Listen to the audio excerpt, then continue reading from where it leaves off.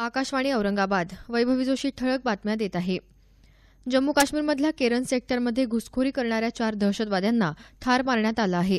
या भागात आणखी काही दहशतवादी लपले असल्याची शक्यता असल्यामुळे शोधमोहीम सुरू असल्याचं लष्कराच्या अधिकाऱ्यांनी सांगितलं. इलेक्ट्रॉनिक मतदान यंत्र हे संपूर्णपणे सुरक्षित असून या यंत्राचे उत्पादक सुद्धा या मतदान यंत्रांमध्ये कोणताही फेरफार करू शकत नाहीत, अशी ग्वाही केंद्रीय निवडणूक आयोगानं दिली आहे.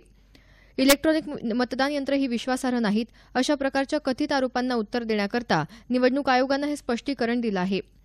ही इलेक्ट्रॉनिक मतदान यंत्र संगणकाद्वारे अथवा कुठल्याही नेटवर्कशी जोडली जाऊ शकत नाहीत, असं आयोगानं म्हटलं आहे.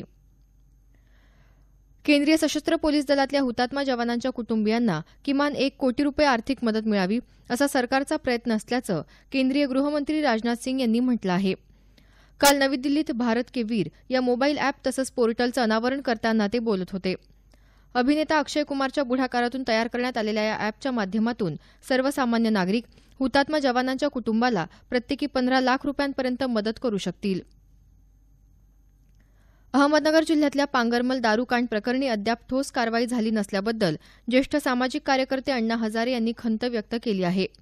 मुख्यमंत्र्यांना याबाबत एक पत्र लिहून 13 जणांचा मृत्यू झालेल्या या घटनेबद्दल जिल्हा पोलीस प्रमुख आणि राज्य उत्पादन शुल्कच्या प्रमुखांना जबाबदार धरून कारवाई करावी, अशी मागणी अण्णा हजारे यांनी केली आहे.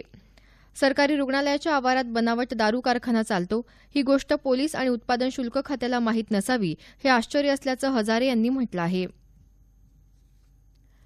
उस्मानाबाद जिल्ह्यातल्या धान्य साठवणूक गोदामासाठी सुरक्षा रक्षक नेमून ज्या गोदामाला कंपाऊंड नाही त्या गोदामाला कंपाऊंडसाठीचा अहवाल पाठवून देण्याची सूचना पालकमंत्री दिवाकर रावते यांनी केली आहे.